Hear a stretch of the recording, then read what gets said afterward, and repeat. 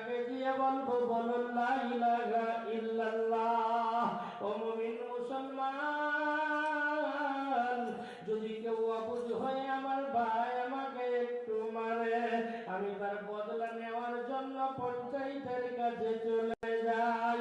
ওইখানে যদি আমি না বিচার পাই তো আমি অঞ্চলেতে যাই।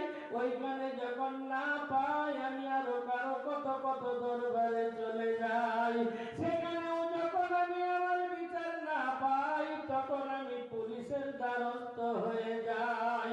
আমার নবী সাল্লাল্লাহু তাআলা আলাইহি ওয়াসাল্লাম আজ থেকে ১৫০০ বছর আগে শিখিয়ে দিয়ে গেলেন, তোমাকে যদি কেউ মারে তো তুমি বদলা নিও না, তুমি তোমার উত্তম আদর্শটা তাকে